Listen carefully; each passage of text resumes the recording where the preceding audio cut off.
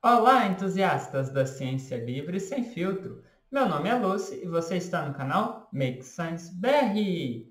E no Ciência Trans de hoje, vamos falar um pouquinho sobre desenvolvimento de gênero em crianças. Então, segure-se aí e vamos lá.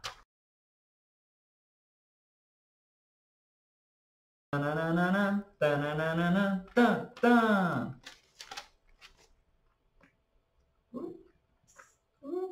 Ups. Bom, o que acontece? Do aumento na diagnose, na diagnosticação, né, no reconhecimento de crianças transgênero. E isso fez, obviamente, que as alas mais conservadoras da nossa sociedade mundial, né, se manifestasse preocupada com isso e inclusive alguns cientistas, né, com uma suposta epidemia de transgêneros, né? E trazendo então aquela suposta preocupação de que as pessoas estão induzindo as crianças a virarem transgênero, ideologia, né? Eu sempre esqueço como é que o pessoal chama. Ideologia de gênero. E aí tá a TV, as gays aí, a Pablo Vittar tá fazendo as crianças virar transexual e blá blá blá e tititi. E a gente precisa fazer alguma coisa, porque senão elas vão tomar hormônio e vão operar, e aí depois vão se arrepender, porque elas não são transexuais, elas estão só sendo induzidas e blá blá blá. Enfim, decorrente desses choros, né, vamos dizer assim, eu queria trazer algumas evidências científicas que mostram que crianças transgênero, elas se desenvolvem igual uma criança cisgênero. A diferença é que ela não se identifica com o seu sexo de nascença e manifesta um gênero diferente daquele suposto decorrente de uma influência dos pais ou do ambiente externo. Isso é algo pessoal que pode ser facilitado pelo ambiente externo e não o contrário, né? E desmistificar algumas coisinhas também que geralmente eles usam como evidências para essa epidemia de transgêneros, né? Então, esse assunto me irrita um pouco, mas vamos lá então. Primeiramente, por que tem mais crianças transgênero? Primeiro, há um aumento constante no número de habitantes no planeta. Então, decorrente disso, é de se esperar que todas as parcelas de gênero da nossa população aumente também. Mas por que em criança? Bom, eu começaria então com essa fotinha aqui da Laerte. A gente tem um momento de representatividade ativa. Aí, ó, agora eu te peguei. Você está falando que as pessoas aí famosas que são trans estão induzindo as crianças a serem trans. Não, não é isso que eu quis dizer. O que acontece? Existindo, sendo aceitas socialmente e tudo mais, você gera dois impactos principais. As pessoas que são trans, mais velhas, criam coragem para sair do armário e lutar pelos direitos delas. E os pais, né, as pessoas que não são transexuais, aprendem mais sobre as pessoas transexuais e veem que não é uma doença, que não é uma patologia, que inclusive oficializada, né, ano passado pela Organização Mundial da Medicina, né? Então a representatividade ela facilita aceitar como transexuais, embora isso crie alguma resistência, igual eu falei, né? Mas a partir do momento que você é um pai ou uma mãe e vê que, poxa, existem pessoas transexuais no mundo e elas vivem tal qual outras pessoas, você não vai ficar apavorada, deveria pelo menos, né? Não ficar apavorada, porque isso é apenas uma condição dela, da existência dela, e não uma patologia ou algo que deva se preocupar. facilitando essa aceitação, você procura hospitais, você procura escolas, você procura coisas especializadas para auxiliar o desenvolvimento da sua criança, para facilitar a sua aceitação e assim por diante. Então, é meio que óbvio o porquê o número aumenta, né, das crianças transexuais. Esse aumento é decorrente de uma pequena melhora que a gente está tendo na nossa sociedade em relação à aceitação das pessoas transexuais. Óbvio que isso é muito pequeno perto de tudo que ainda acontece com a gente, dos assassinatos, das perseguições e todas essas coisas que acontecem com as pessoas transexuais.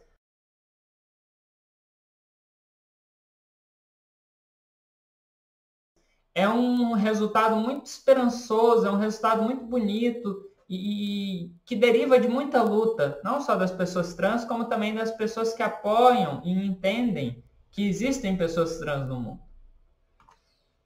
Então, para ilustrar, eu vou trazer aqui 4 artigos relacionados ao Trans Young Project, que é um projeto desenvolvido pela Universidade de Washington, e tem o site deles e tudo mais, vou deixar aqui se vocês quiserem ir lá olhar depois.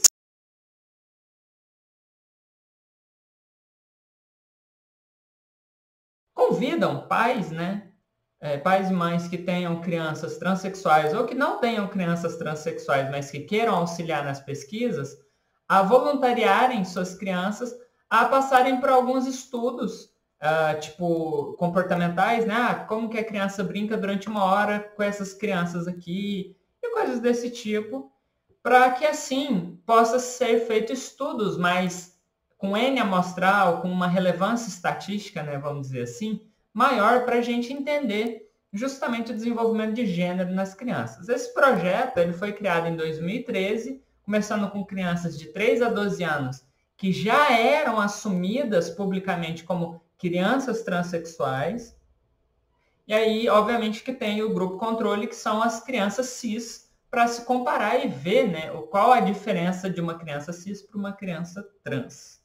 Então, são agora 7 anos, né, desse projeto, e ele já tem alguns resultados promissores, mas eles próprios reconhecem que mais estudos são necessários, mas você já começa a ver um alinhamento nos resultados que é muito interessante, eu quero apresentar aqui para vocês.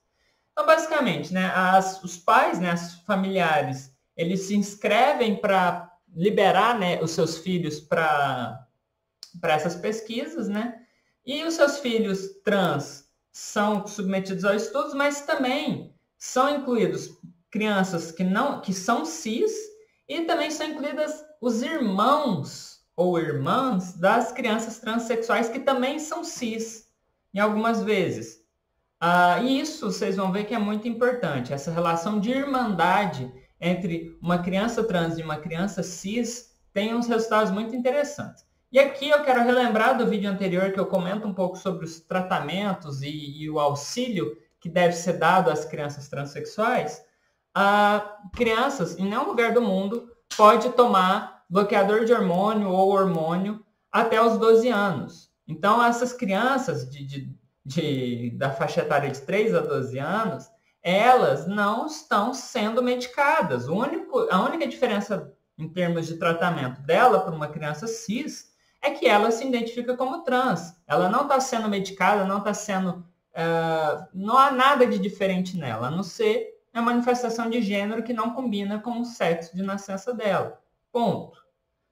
Todas as interseções fisiológicas feitas nas crianças, como eu falei no vídeo anterior de Ciência Trans, o link vai estar por aqui, elas acontecem durante a adolescência, primeiro apenas retardando a puberdade, e depois que começa com os procedimentos mais irreversíveis ou de difícil reversão, que é quando a pessoa já tem uma autonomia maior, uma certeza maior acerca da sua questão transexual. Lembrando que alguns estudos apontam que crianças podem manifestar aspectos de transexualidade nas primeiras idades, mas não se tornar uma adulta transexual, mas também pode simplesmente ser transexual desde criança e se manter assim. Então, por isso que é importante essas medidas não reversíveis acontecerem apenas nas fases mais adultas das pessoas.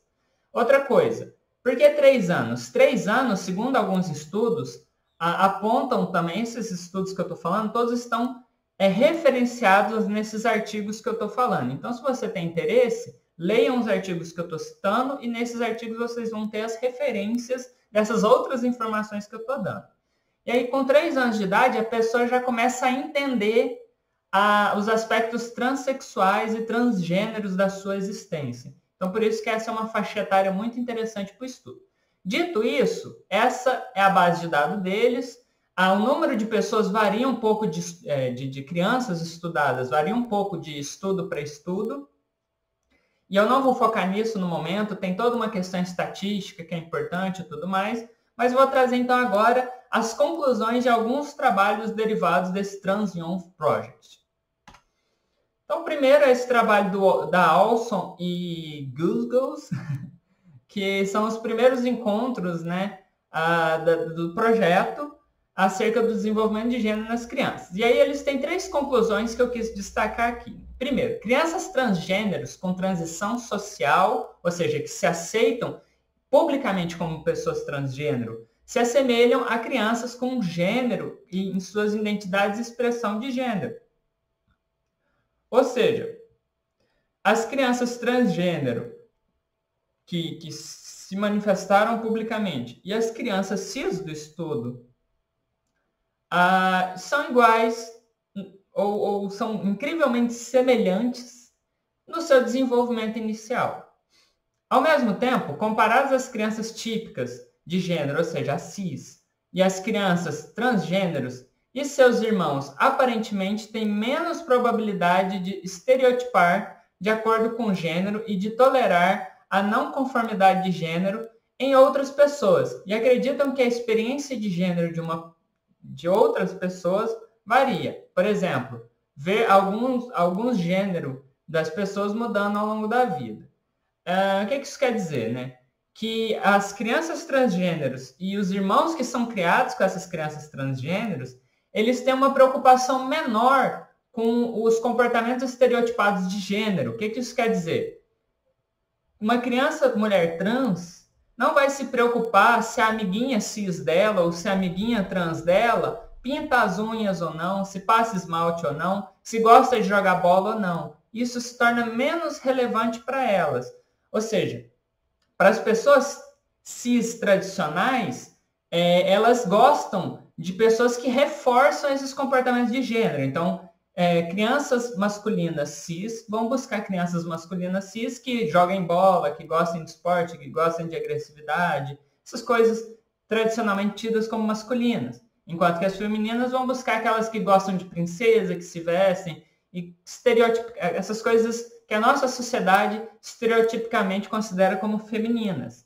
Mas a partir do momento que você é uma pessoa trans, ou que você é uma pessoa cis, mas foi criada como uma pessoa trans, esses estereótipos deixam de ser importantes nas relações sociais. Ou seja, as pessoas trans e os irmãos delas, por exemplo, que foram criadas com pessoas trans, se importam mais com a identidade da pessoa, a pessoa se reconhecer como uma pessoa transexual, do que os estereótipos de comportamento dela. E isso é um resultado muito legal. Então, a semelhança entre crianças trans e seus irmãos, em suas visões de gênero, sugere que não é preciso ser trans para pensar com flexibilidade. Olha que interessante. Basta você ter educação sexual e de gênero para você entender a diferença entre sexo e gênero, e a partir do momento que você entende isso, você pode se tornar uma pessoa mais flexível acerca dos comportamentos de gênero dentro da nossa sociedade. Olha que legal. Bom, nesse outro trabalho, né, seguindo aí agora com mais alguns colaboradores na equipe, né, ainda então falando um pouco sobre os próprios estereótipos e os estereótipos manifestados pelos colegas, né, então vamos lá. Não tenham diferido em seus estereótipos prescritivos. Os prescritivos são esses estereótipos que supostamente validariam o seu gênero, ou em suas percepções dos estereótipos prescritivos de outras pessoas. mas a relação entre essas variáveis pode diferir um pouco entre grupo, né? Então, assim, basicamente, as crianças trans e as crianças cisgêneros, nesse estudo, já não teriam tanta diferença nos estereótipos, na percepção dos estereótipos, vamos dizer assim, né? E aí os resultados mostram que quanto mais as crianças controle, que são as cisgêneros, acreditavam que outras tinham estereótipos prescritivos, mais elas reforçavam os próprios estereótipos. O que isso quer dizer? As crianças cis são, como eu posso dizer, manipuladas não, né? São induzidas a terem comportamentos estereotipados a partir do momento que os colegas ou as amigas cis delas também têm tais comportamentos. Então, é como se fosse um desenvolvimento de comportamento de manada. Então, as pessoas cis que reforçam comportamentos estereotípicos fazem com que as crianças que convivem nesse ambiente gostem e busquem reforçar esses comportamentos estereotipados. Então, assim, o que esse trabalho mostra é que não é a criança transgênero que foi induzida ou tendenciada a ser transexual. Na verdade, o comportamento estereotipado cisgênero que é induzido pelos comportamentos cisgêneros das pessoas. Então, isso é um aspecto muito interessante. E aí, obviamente, né, nesse aspecto, as crianças transexuais não têm esse reforço de estereótipo só por ter colegas que fazem esse reforço dos estereótipos. E aí, por fim, além disso, né, os resultados sugerem que as crianças cisgêneros e transgêneros percebem os outros como tendo vieses mais fortes do que elas no domínio da estereotipagem prescritiva. É aquilo, né? O jardim do outro é sempre mais verde que o nosso. Ou seja, a nossa visão do outro possibilita que a gente veja os comportamentos estereotipados delas, mas a gente tem a dificuldade de reconhecer os nossos comportamentos estereotipados. Então, muitas vezes, nós temos uma série de comportamentos estereotipados quando criança, mas não somos capazes de percebê-lo racionalmente. E aí isso foi observado tanto nas crianças trans quanto nas crianças cisgênero. Bom, seguindo, né? Esse outro trabalho que é o reconhecimento e a categorização das crianças transgêneros, né? Bom, as crianças cisgêneros gostam mais de pares cisgêneros do mesmo sexo, ou seja, menino gosta de menino, menina gosta de menina, seguida por pares transgêneros da mesma expressão de gênero, ou seja, o menininho vai querer um menino cis e um menino trans. Ele vai preferir estar cercado de meninos, sugerindo então que a preferência de crianças do mesmo sexo são motivadas pela combinação de uma preferência por ingresso de gênero próprio e atenção simultânea para saber se essa categorização de ingresso estava presente desde o nascimento. O que acontece então? As pessoas se reconhecem, as crianças se reconhecem nos seus próprios gêneros, né? E aí o Lulu vem cá para me atrapalhar, né, Lulu?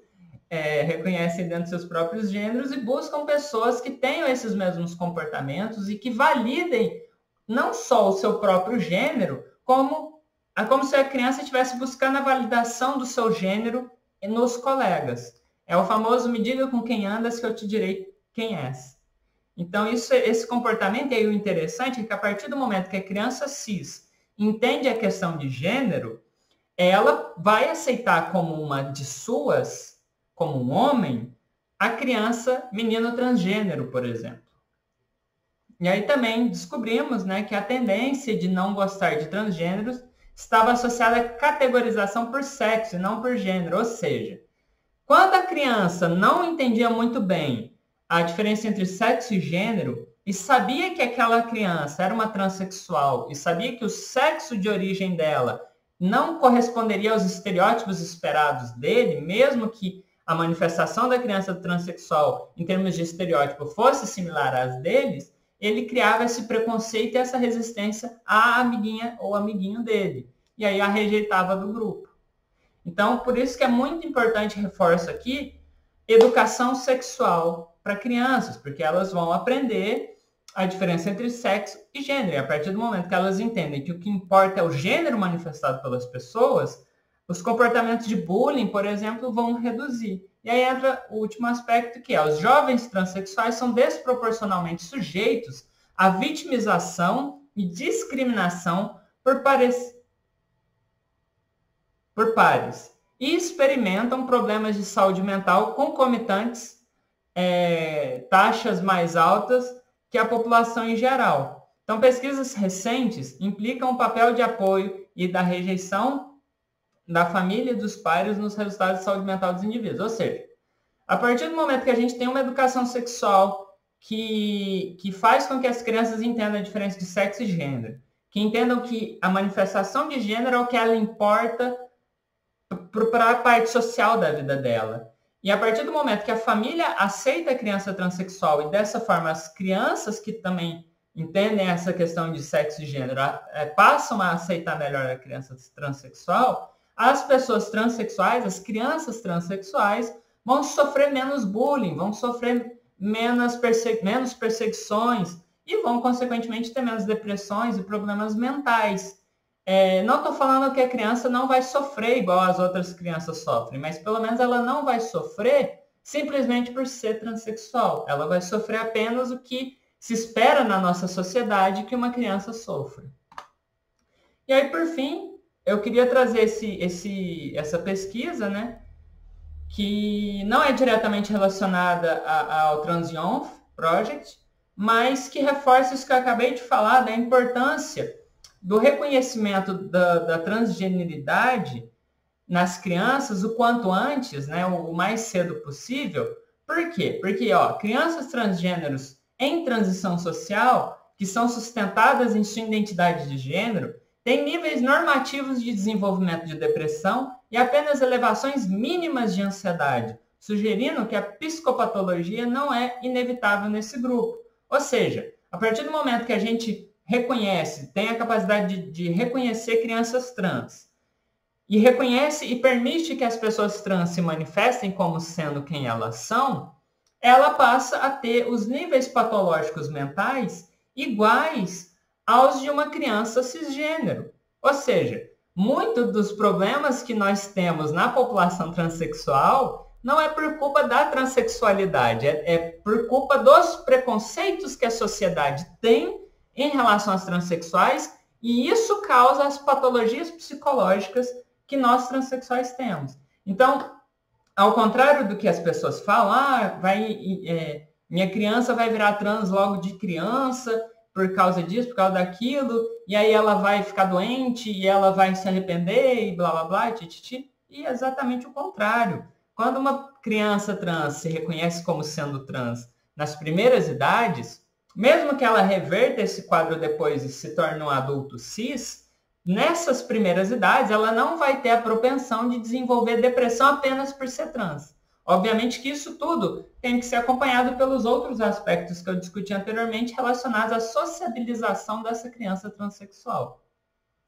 E aí, por fim, crianças transgêneros com transição social têm taxas notavelmente mais baixas de psicopatologia internalizante do que as relatadas anteriormente sobre crianças com GID, disforia de gênero, vivendo como sexo de nascimento. Ou seja, reforçando isso, que as crianças que são trans assumidas têm menos doenças psicológicas do que as crianças trans não assumidas. Porque elas têm que lidar com os problemas existenciais dela, além dos preconceitos, porque os preconceitos vão atingir tanto as pessoas trans assumidas quanto as pessoas trans não assumidas. Então, não sei se consegui deixar claro, o que eu queria ilustrar, mas que o desenvolvimento de gênero nas crianças, ela não é algo induzido, ela é algo natural, que tem aspectos biológicos e aspectos sociais trabalhando em conjunto na individualidade do ser, e que crianças cis se desenvolvem da mesma maneira que crianças trans. A diferença é que nós, atualmente, fazemos as crianças trans ficarem doentes por nós não aceitarmos que elas se assumam quando elas se identificam como trans, e também por causa das questões dos preconceitos sociais que a gente sabe que existe em qualquer idade. Então, basicamente é isso, pessoal. Esse foi mais um Ciência Trans, nesse mês lindo da visibilidade trans. Eu espero que vocês tenham gostado desse vídeo. Muito obrigado a todas vocês e todos vocês que gostam do meu trabalho, curtem, compartilham, comentam os meus vídeos. E principalmente a vocês, minhas madrinhas e padrinhos, que gostam e contribuem financeiramente para o canal e que permitem que eu siga aqui fazendo esses vídeos e, na minha opinião, contribuindo um pouquinho para a divulgação científica no nosso país. Se você tem condições financeiras e gosta do meu trabalho, considere se tornar uma madrinha ou um padrinho do canal, e as doações começam com R$1. Então, assim, por favor, R$1 dá para doar, não dá? R$1 lá. E aí, convido vocês para olhar os sites que vão estar aqui na descrição. A gente está com... A gente, né? O canal está com recompensas novas, né? Eu ainda estou trabalhando para entregar as recompensas para as pessoas que já são minhas madrinhas e padrinhos, mas só para informar, né? Basta um mês de contribuição para você receber a sua recompensa. Se você quiser doar, por exemplo, R$15 e depois não doar mais, você pode. O site é um cadastro de doação mensal, mas você pode fazer um mês e cancelar depois. Não tem multa, não tem prejuízo, não tem nada. Você não tem esse compromisso, entenderam? Então é isso. Muito obrigado. Espero que vocês estejam gostando dessa série. Um grande beijo. Tchau, tchau.